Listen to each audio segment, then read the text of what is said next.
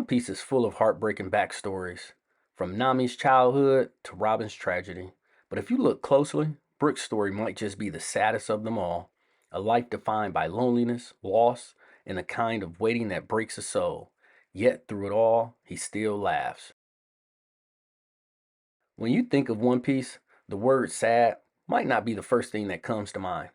The series is full of laughter, adventure, and over the top action. A story about freedom, dreams, and the bonds of friendship. But beneath the fun, Etcher Oda has always woven deeply emotional backstories from the Straw Hats crew. Stories that remind us of the heavy costs that come with chasing dreams on the open sea. From Robin's loneliness to Nami's struggle under Arlong, the series constantly balances lighthearted moments with devastating tragedy. And yet, even among all these heartbreaking tales, Brook's story stands apart. At first glance, he seems like comic relief, a walking skeleton who cracks bone puns, plays the violin, and asks women if he can see their panties. But that cheerful, goofy exterior hides one of the darkest and most sorrowful past in the series. His humor isn't just a part of his personality, it's a shield.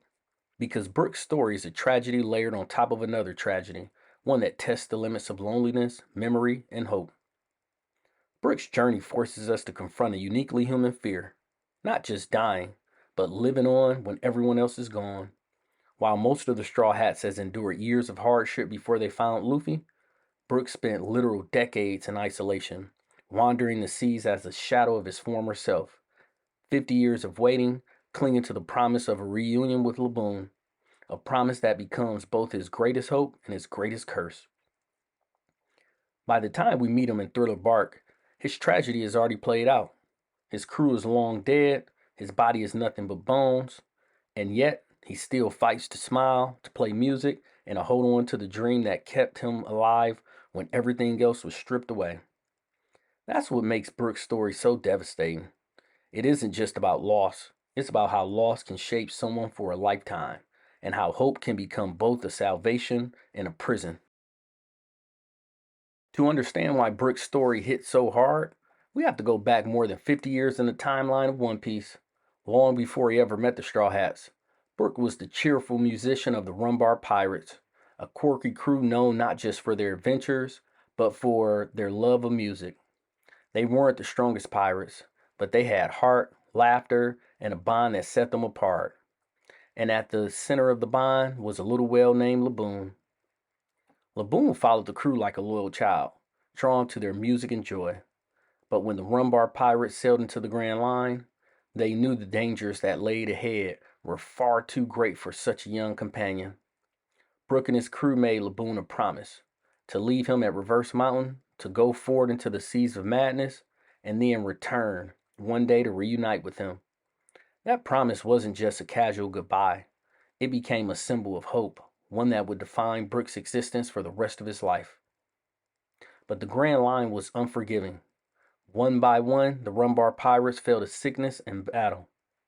Brook himself contracted a deadly illness, and though he recovered, the ship's journey became a slow descent into tragedy. The turning point came when the crew realized their end was inevitable.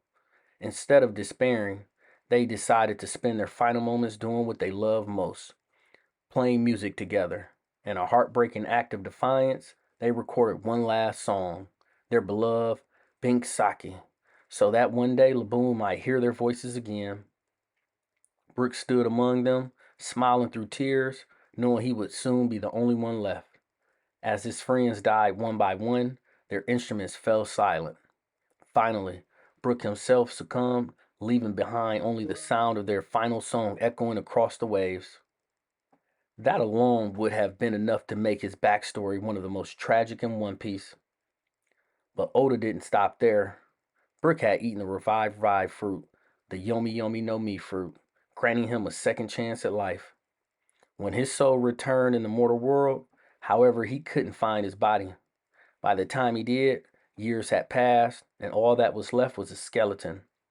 Imagine waking up after death only to discover that you've outlived your entire crew and that your own body has withered away. And then came the worst part, the loneliness.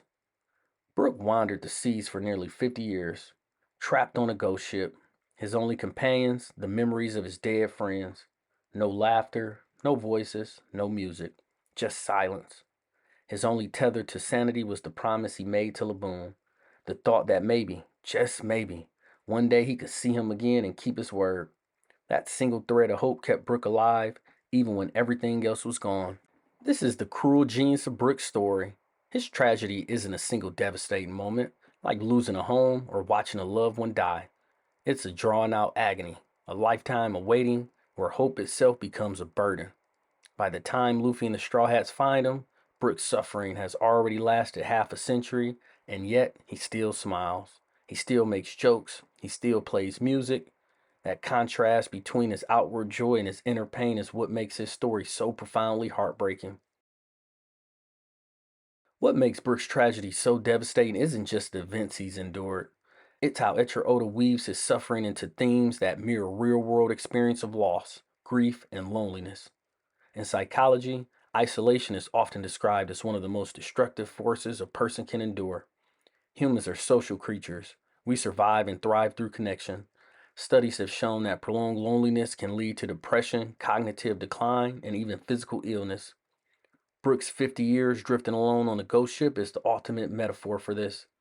Oda took the concept of isolation and magnified it to supernatural extremes, showing us a man who literally had no one left but still clung on to life. And yet, Brook is not just a victim of tragedy, he's a symbol of resilience. His music, his humor, and even his little quirks, like axing to see women's underwear, aren't just comic relief, they're survival mechanisms. In real world trauma recovery, people often use humor or art as shields against despair. For Brook, music is both his identity and his lifeline. Every note he plays is a rebellion against the silence that haunted him for decades. Brook reminds us that strength doesn't always look like swinging a sword or winning a battle. Sometimes true strength is the ability to keep living, to keep laughing, to keep playing music, even when the world is taking everything else away. At the heart of Brook's story lies a truth that makes his sadness so unique. He is the embodiment of survival through unbearable loss. His suffering is not just about tragedy itself, but about what it means to keep existing long after tragedy has taken everything from you. Brook is not like Robin, who lost her home and lived in fear of pursuit, or Nami, who endured oppression and betrayal. Their pain was immense, but it was anchored in events that ended when their circumstances changed. Brook's pain, on the other hand, was time itself. For 50 years, he didn't just lose people, he lost the feeling of being alive. He drifted, not in pursuit of treasure or glory, but simply waiting for a reunion with the well that may never come.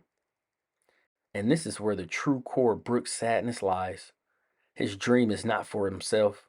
Unlike Luffy, who wants to be the Pirate King, or Sanji, who longs for the All Blue, Brook's dream is purely selfless. He wants to honor the promise he and his crew made to Laboon. That dream, that final act of loyalty, is what kept him moving forward when the loneliness should have broken him. It reframes Brook's tragedy in a way that hits harder than almost any other backstory in One Piece. His life is not about chasing greatness, it's about keeping a promise. It's about being the last living or undead thread tying the past to the present. And when Brook joins the Straw Hats, the reveal becomes even more powerful. For the first time in decades, he is no longer alone. The laughter, the music, and the family he thought he lost forever are reborn through the Straw Hats. His skeleton body, which once symbolized death and loss, now symbolizes rebirth and joy.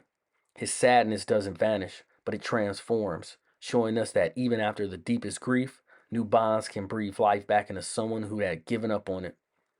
Brook's story is not just the saddest because of what he endured, but because it forces us to confront a haunting question. If you lost everything and everyone, could you still keep living and still keep smiling? Brook's story doesn't just affect him, it ripples across the Straw Hats.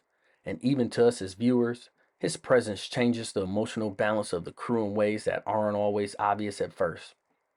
For the Straw Hats, Brook represents something no one else could, living proof that joy and tragedy can exist side by side. His constant jokes, his playful yo ho ho laugh, and his silly antics about pennies aren't just comic relief, they're survival. They are his way of showing the crew and us that even after 50 years of despair, laughter can still exist. This is why Luffy values him so much. It's not just Brook's fighting skills or his music, it's the unshakable spirit he brings, the reminder that the crew can endure anything if they stick together. Think about how Brook interacts with characters like Robin. She knows loneliness, she knows what it's like to lose a family, but Brook takes that to an unimaginable extreme. Their bond is quiet but powerful. Two survivors who carry the weight of the past while still moving forward with the crew. Their presence normalizes grief within the Straw Hats, making their ship a place where pain doesn't have to be hidden. Brook also transforms how fans see the concept of a dream in One Piece.